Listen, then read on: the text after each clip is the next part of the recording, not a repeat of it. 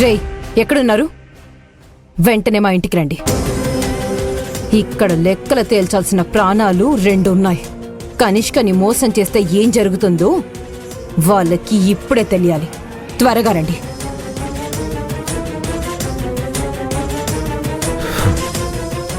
కనిష్కకి మన మీద అనుమానం వచ్చినట్టుంది. అమ్మకి వీడియో పంపించిన విషయం తెలిసినట్టుంది. అది మనమేనని తెలిసి మనల్ని చంపాలని చూడొచ్చు. మనం వెంటనే ఇక్కడి నుంచి వెళ్ళిపోవాలి. అభి,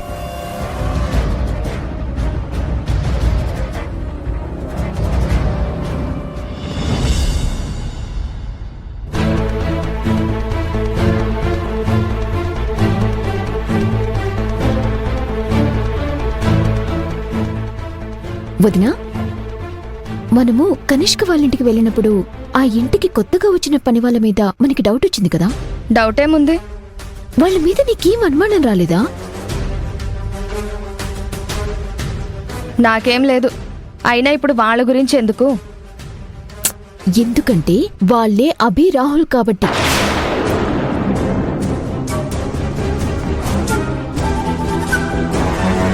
కనిష్క ఇంట్లో పనివాళ్లుగా చేరారు కాబట్టి.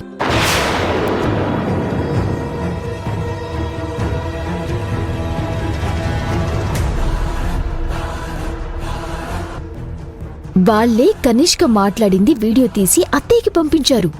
అప్పుడే నాకు అనుమానం బలపడింది. అయినా ఈ విషయం తెలిసాక నేను ఊరుకుంటానా? నేను వెంటనే కనిష్కతో చెప్పేశాను.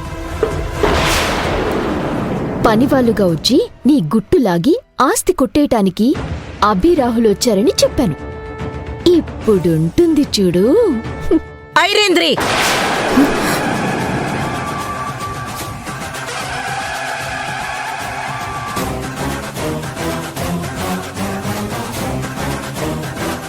ఏం మాట్లాడుతున్నావే? పిచ్చేమైనా పట్టిందా నీకు? ఏం వాగుతున్నావు? ఆ కనిష్క అసలే తిక్కల్ది. తన ఇంట్లో ఉన్నది అభి రాహుల్ అని తెలిస్తే ఇంకేమైనా ఉందా?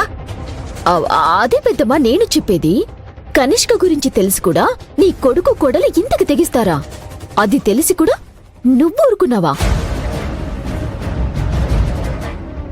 ఇప్పుడు అభి రాహుల్ని ఎవ్వరూ కాపాడలేరు. చూడు, కనిష్కతో పెట్టుకుంటే ఇలాగే ఉంటుంది.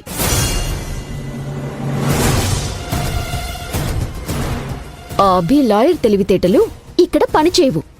రాహుల్ వీర పోరాటాలు ఇక్కడ అస్సలు ఫలించవు. అభి రాహుల్ అడ్డంగా ఇరుక్కుపోయారు.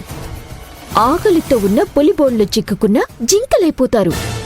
కనిష్క లాంటి ఆడపులి చేతిలో ఆహారమైపోతారు.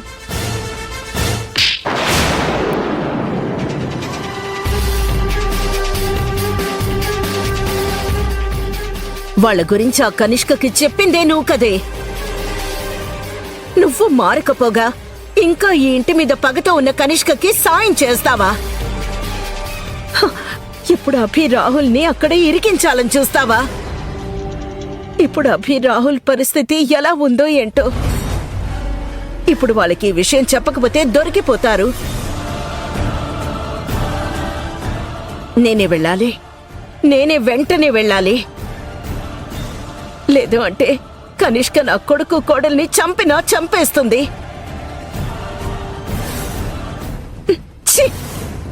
అత్తయ్య, అత్తయ్య, ఏమండి? మావయ్య గారు, ఏమండి?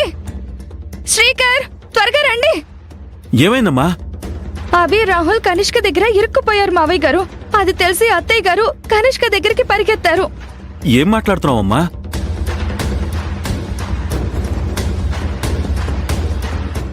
కారణం ఈ ఐరేంద్రియే. వెళ్దాం పదండి మావయ్య గారు. పద. పదండి.